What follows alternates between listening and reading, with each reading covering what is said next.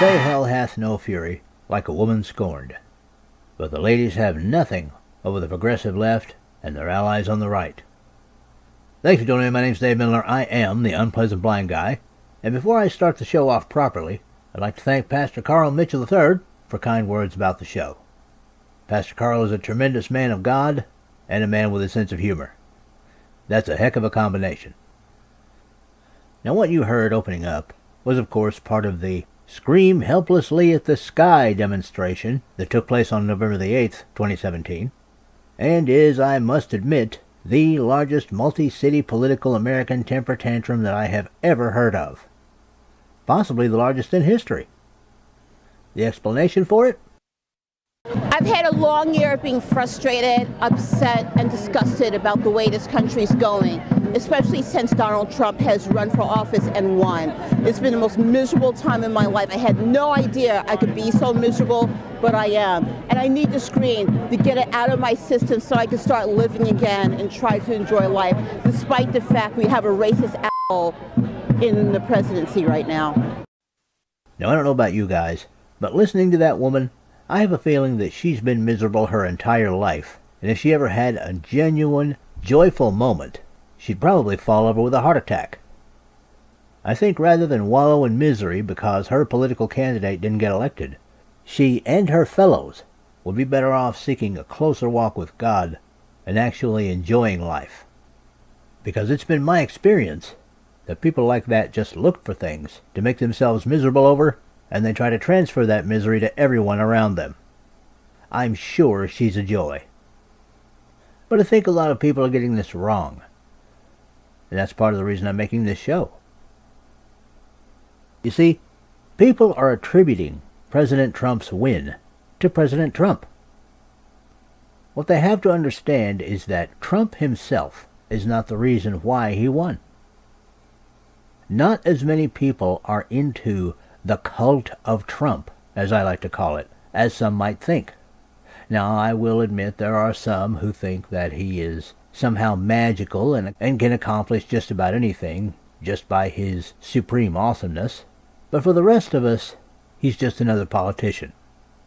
He's a man that's made some promises, and now he has to keep them. And he has limited powers as President of the United States.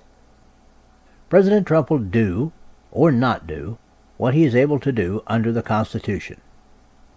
We know that it is just as foolish to place all of our trust in President Trump as it was for people who saw President Obama as a demigod to place all of their trust in him. A year ago, President Trump won because the progressive left, represented by Hillary Rodham Clinton and Barack Obama, were wrong on economics, they were wrong on foreign policy, and they're definitely wrong in their support of identity politics. People got sick, and are sick, of being called racists every time they say something that the socialists on the progressive left don't agree with. And they turned out in their millions to make their voices heard. And as we know, the progressive left responded in the way that they usually do. With loud, rude language, name-calling, misrepresentation, and violence. But it hasn't been just the progressive left that have done this. You see, one of the main problems that those who voted for President Trump have with him now is that he hasn't been able to accomplish all of the things that he set out to do. Not legislatively, anyway. Oh, he's been able to put in some good executive orders, but we know that the moment a progressive president comes in, their first order of business will be to reverse those. And we know why. It's not the Democratic opposition that President Trump has in Congress. It's the opposition from his own adopted party, the Republican Party. Specifically, in most cases, from the Republican establishment at the top of the congressional totem pole. These people are doing everything they can to make sure that the go-along to get-along agenda stays on track. And the last thing they want now, after having a president that doesn't agree with them, is maybe another member of their clique that isn't going to play ball. And that leads us to the story of Judge Roy Moore, who is running for Senate in Alabama. As everyone knows, Judge Moore has been accused decades down the road and only weeks before his possible election, of sexual misconduct. Judge Moore's response has been forceful. Just 2 days ago, the Washington Post published yet another attack on my character and reputation in a desperate attempt to stop my political campaign for the United States Senate. These attacks involve a minor, and they are completely false and untrue about something that happened nearly 40 years ago. But more than being completely false and untrue, they're very hurtful to me personally. I've been married to my wife, Kayla, for nearly 33 years. We have 4 children. I have 1 daughter, and I have 5 granddaughters. I have the highest regard for the protection of young children. When I returned to Gadsden 40 years ago, after military service, I went to work in the office of the district attorney. As a student of the law, I have served in public office on and off for the last 40 years. To be attacked for allegations of sexual misconduct contradicts my entire career in law. I want to make it clear to the media present and to the people present, I have not provided alcoholic beverages, beer, or anything else to a minor. I have not been guilty of sexual misconduct with anyone. These allegations came only 4.5 weeks before the general election on December 12th. Why now? For 40 years, I have been closely scrutinized in the press and the public media. I've had investigations by the Attorney General. I've had investigations by the Judicial Inquiry Commission on more than one occasion. I've had investigations by the Court of the Judiciary. I've been in 5 statewide campaigns in which they do opposition research. They do investigations, as you can see in every one I've ever run. 3 county elections and 2 major controversies over religious liberty and the 10 Commandments and same-sex marriage. I've been investigated more than any other person in this country. To think that grown women would wait 40 years to come right before an election to bring charges is absolutely unbelievable.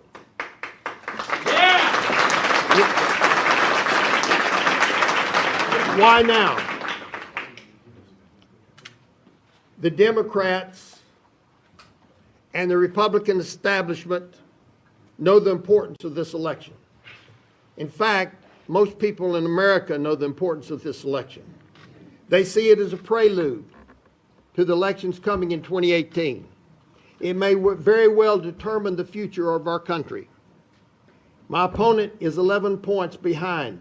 That came out just days before this article came out. They're desperate. This article is a prime example of fake news, an attempt to divert attention from the true issues which affect our country, like health care, military readiness, tax reform, immigration, and national debt. We do not intend to let the Democrats or the established Republicans or anybody else behind this story stop this campaign. There are investigations going on. In the next few days, there will be revelations about the motivations and the content of this article. They will be brought to the public. We fully expect the people of Alabama to see through this charade and to vote in the primary coming up. As Mr. Armistead said, we do not engage in negative campaigning.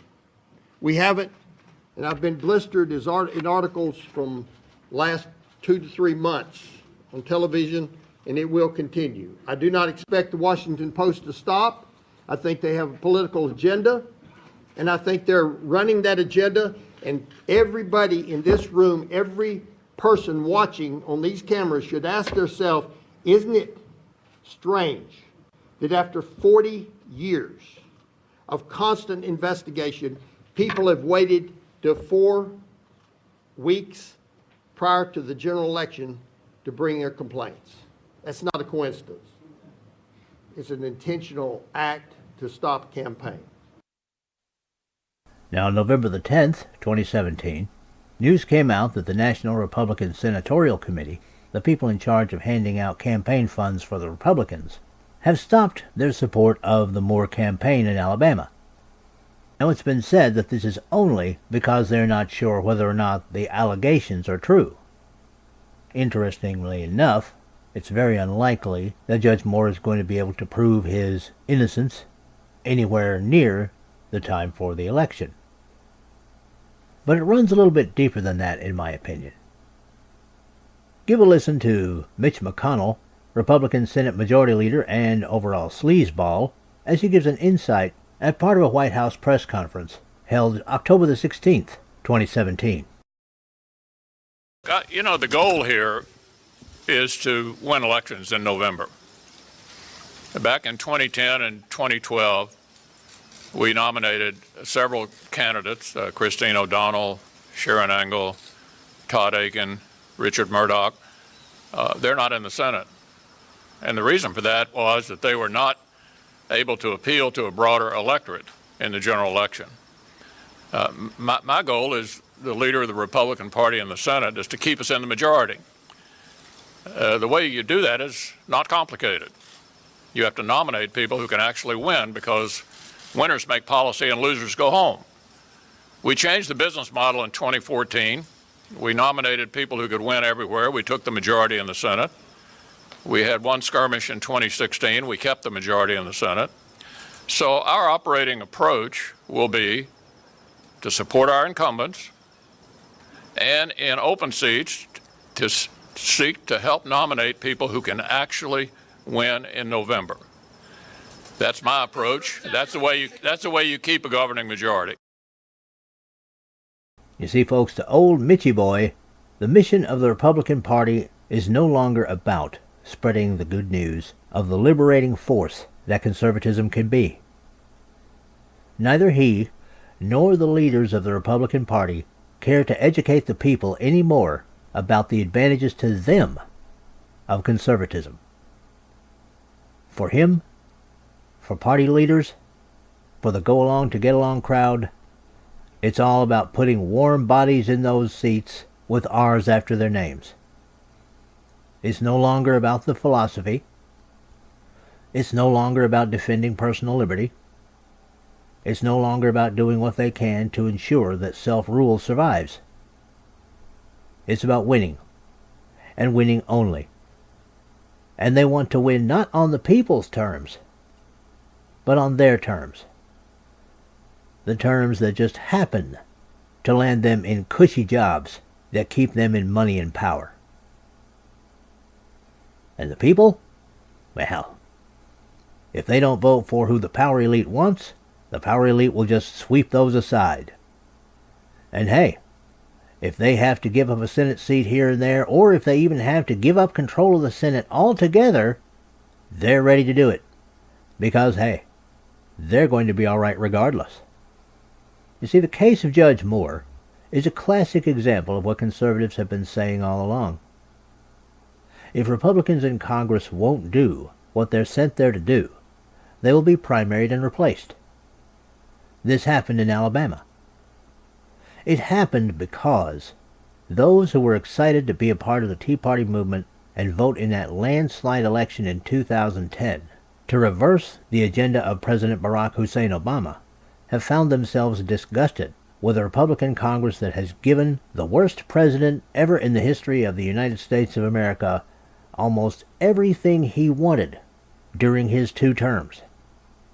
The Obama plan for the destruction of our country should have stopped in January of 2011, and the reversal of those policies should have immediately begun. Instead, we've heard nothing but a string of excuses from congressional Republicans and practically no action. And now it's been confirmed why. Because they don't want there to be any action, even if they're not in charge. As long as congressional Republicans and party leaders can have their money and power, they would rather serve in hell than try and create something slightly closer to heaven on earth. It's not about you people. It's all about them. And there's another element to this as well. You see, this Moore scandal also gives the progressive left a chance to once again say, see, another one of those family values Republicans. Oh, he's as evil as those guys in Hollywood that you should be listening to. Oh, in fact, he's even worse because he's a family values Republican, hiding behind the Bible while he does all this evil stuff. Well, in the first place, nothing's been proven. In the second place, there are a lot of questions about the accusers, the main of which in my mind is still why it took so long for them to come forward. And in the third place is the nexus of this element. Let's not forget, everybody, that over about the past month, Hollywood has taken a huge hit in its collective integrity. Because of all the sex scandals that have happened, accusations flying around like goodie bags at the Academy Awards, and all the notoriety surrounding it, people from Tinseltown are finding themselves taken somewhat less seriously when it comes to politics. I mean, who seriously is going to listen to a bunch of people who not only allow themselves to be passed around more than a bottle of Thunder Chicken in a hobo camp, while covering for pedophile scandals that apparently have been going on in Hollywood for generations? If people are thinking about that, then the denizens of Hollyweird can't come on TV and tell us how to think, how to live, and especially how to vote. Well, I've got a message for Mitch McConnell, John McCain, and all the creeps in Hollywood. And it's very simple. Conservatism is a liberating force. If you keep finding ways to knock down the representatives of that, we'll keep sending more up. Because determined as you are to destroy the beacon light of freedom in the world that is the United States of America, we are every bit as determined to preserve it. I'm going to play source articles for this program at UBG Contact on Twitter. That's where you can contact me with comments, questions, show suggestions, Awesome American suggestions. It is the main contact point for the show, but I'm also Dave Milner at Facebook, Connect with Liberty and the Tea Party community, and a Magador on Gab. And now it's time for the Awesome American segment. Yeah. Now this is my favorite part of the show, and I hope you like it too. In fact, a good number of you have said you have.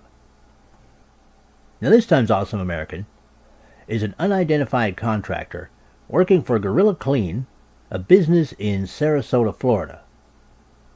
And what follows is from a story posted November the 10th, 2017, by WWSB-TV, Channel 7, in Sarasota, Florida. Gorilla Clean man saves cat from tree in Gillespie Park. After some tense moments in Gillespie Park Friday, as the fate of a feline hung in the balance. A cat was reported stuck in a tree at the Popular Park when a city contractor came to the rescue with a bucket truck. According to the city of Sarasota, several rescue attempts resulted in the cat retreating further up the tree. That's when a worker with Gorilla Clean, a pressure cleaning company who has a contract with the city, was able to rise to the occasion in a bucket truck and coax the kitty out of the tree. The city of Sarasota tweeted, "Thanks to local biz and city contractor Gorilla Clean, they volunteered to rescue a cat stuck in a tree in the Gillespie Park neighborhood when other rescue attempts scared the feline further out of reach. Cat is now home safe. Bravo!" Alright, well, who cares? I mean, we've all heard the jokes, right? Nobody's seen any cat skeletons in trees because eventually they do come down. And they do. So why does this rate an Awesome American segment on this show? Because I'm trying to exemplify something that flies in the face of what the progressive left has said for years about business. People in business are only in it for the money. They're completely heartless. They don't care about the people. Well, I'll agree that people in private industry are in it for the money. That's obvious. But whether it's donating millions of dollars for disaster relief, or whether it's getting a cat out of a tree, American business steps up when the American people need them. and the people working in those American businesses, like the Gorilla Clean employee who rescued the cat out of the tree with the bucket truck, are awesome Americans. Respect the businesses, and respect them most of all. And that's it for this time. I appreciate each and every one of you. Thank you for listening, and may your God go with you. Goodbye. What you got there, sour grapes? You got a grip of sour grapes. The Unpleasant Blind Guy is copyright 2017. Anno Domini. Oh, sour grapes.